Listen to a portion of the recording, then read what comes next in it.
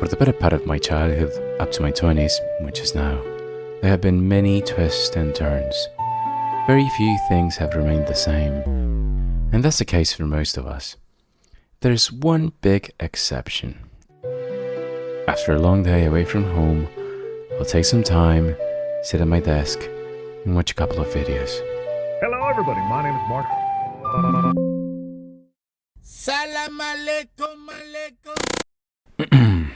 As I was saying, I guess it lets me connect with others, but most importantly, it allows me to connect with myself. Revisiting an old channel I haven't seen in a while is like revisiting a younger me. I can be that kid again for a little while. This wasn't the topic I had in mind for the comeback to this platform. You see, I've made content before, on this account and other accounts. I've taken down most of them, but this platform keeps pulling me back. Through ups and downs, this space and its people have been a great companion.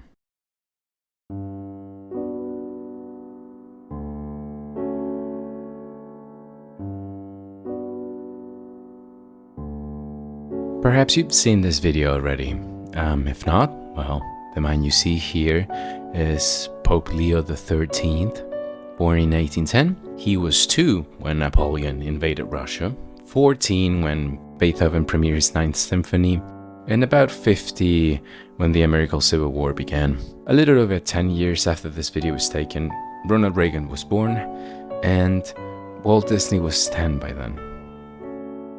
So we as humans have a terrible flaw, and that's our warped time perception. Perhaps because we live in such short lifespans, things in our life seem to last forever. It's only once when we open a history book we realize how fluid time is and how fast things are moving now. It's a bit astonishing that someone basically as old as the Age of Enlightenment made it all the way up until the age of cinema and videos, and that for a brief moment you can experience a little bit of that someone just because somebody uploaded it to YouTube. YouTube was founded in February 2005, and you could only sort of make a living since 2008. By the time this video releases, this platform, as a viable source of income, will be a sophomore in high school, barely old enough to get a driver's license in the US. Call me old-fashioned, but I'm amazed by the fact you can make a living from making videos online, especially considering most of the working population earns their wages through regular 9-to-5 jobs. And before that, we used to just work in agriculture. What I'm trying to say is that there hasn't been a better time in human history to try to make a living off your creativities. I am the #1. Especially considering how these platforms are still in their adolescence. I'll let you in on a little secret. Come a little closer. Google is grabbing headlines once again today with its $1.65 billion US buy-up of YouTube, which is... A quick Google search will tell you YouTube is a very profitable business. The platform ended up with a whopping $7.9 billion, that's with a B, in revenue during the third quarter of 2023. However, if you were paying close attention, you would notice that revenue and profit are not the same thing. YouTube's profit is a mystery, really. The total costs and expenses of running Alphabet, Google and its businesses, are about $160 billion. In 2023, the company netted about $50 billion. In other words, there's a chance that YouTube might not be profitable. For all we know, Google could be running YouTube at a loss. Perhaps in the hopes of someday turning the platform profitable, or just to keep the competition away. This is all speculation though. The platform could well be a tremendous source of profit for the company. However, if it's not, then in some way, it is a miracle we're still able to make videos online as a profession. We're going to take a closer look tonight at one of the most anticipated public stock offerings in recent years. Shares of Google, the company that makes the world's most popular internet search engine, went on sale to great fanfare today.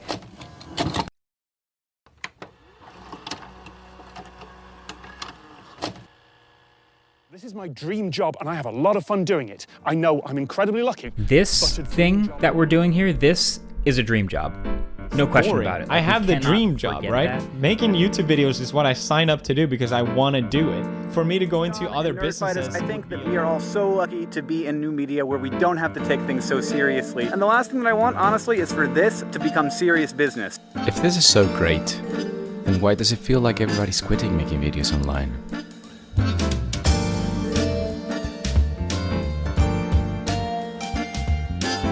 Okay, so in the early 2020s, the world, and particularly the US, experienced a phenomenon known as the Great Resignation, or the Big Quit. A rise in the cost of living, inflexibility, lack of benefits, wage stagnation, and last but not least, job dissatisfaction, culminated in the en masse voluntary resignation and subsequent strikes we saw at the turn of the decade.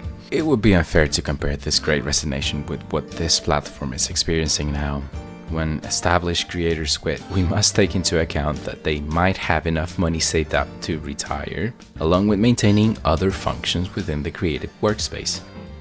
And there will probably be all new projects here over the or hosting somewhere role, else. but Projects that I'm are still gonna be here. I'm experimental still and gonna be weird and can alongside fail, the creative 'cause I directors. miss Maybe, just maybe, after making videos for a decade, they just got bored. Even a creative, artistic job is still a job.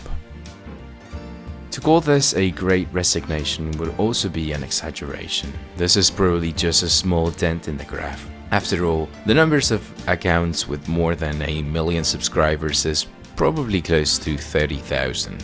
However, one thing in common between this and the Big Quit is job dissatisfaction.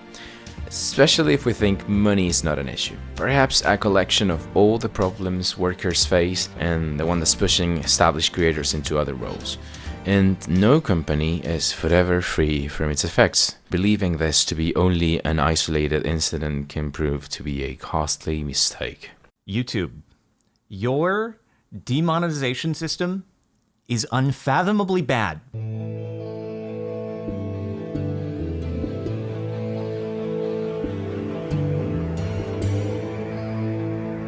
In the history of this platform, there hasn't been a shortage of disagreements between content creators and those who run the inner workings of this platform. I would like to group these issues into what I call the uncertainty of success. You see, everything involves a degree of uncertainty, especially when it comes to life and success. However, when you don't know if your video will get demonetized for vague reasons, or if someone finds exploits in the algorithm and paints a target on your back, or if the algorithm now gets reprogrammed to promote a different type of content, maybe an entirely different format.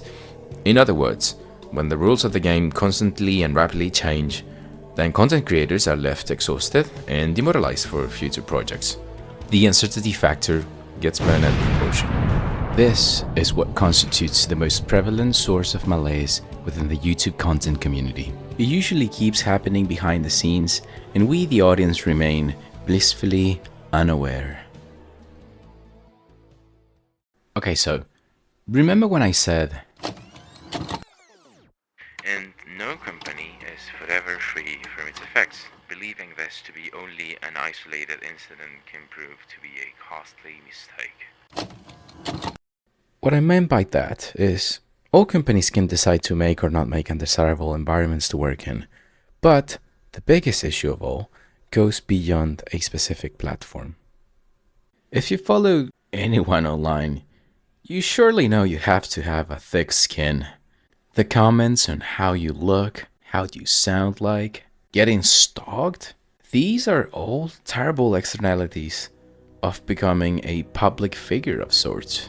And last but certainly not least, how this work becomes your new 24/7 as it invades every activity and every experience becomes an opportunity to keep making content.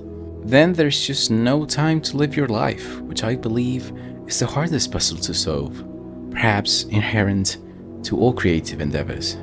At last, this, in my opinion, is the fundamental problem for creators now. And I wouldn't be surprised if we see more people leaving these online platforms in the future.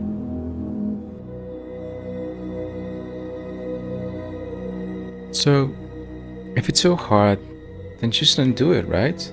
Some people are not meant to be public figures. I agree.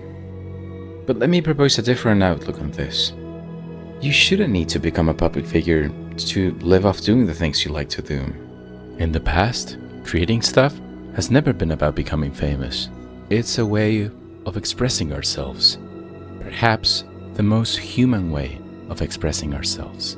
If we belittle or mock the hardships of whatever this creative job entails, soon enough, we'll run out of safe spaces for people who want to make stuff.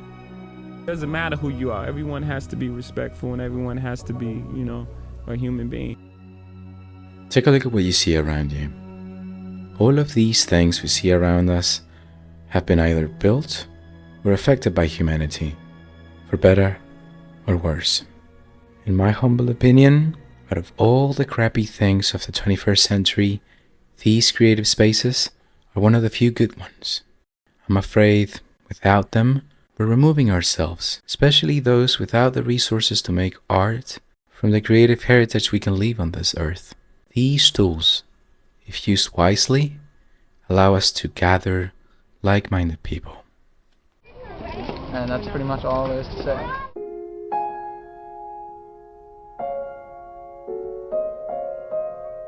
In his 1904 book, The Protestant Ethic and the Spirit of Capitalism, German sociologist Max Weber argued that capitalism in Northern Europe evolved from the Protestant Calvinist work ethic. Here is where he makes a distinction between what we understand now as a job or profession versus Beruf, which originally translates as calling. Whether his historical and etymological interpretations are correct or not, this concept stuck with me, as if life's special hotline was ringing. The main reason why I decided to upload videos again is because I've always felt the urge to make stuff. It's a chronic case of creative dermatitis, you just can't stop scratching. In the process of making and releasing stuff, you realize the most important thing is the connection, this parasocial phenomenon we created in this space. In the words of Kurt Vonnegut, the most daring thing is to create stable communities in which the terrible disease of loneliness can be cured. In other words, it was always the friends we made along the way. To me at least, sharing genuine, unironic work is a way of opening our minds and hearts in the most vulnerable way, expecting someone else to answer our calls.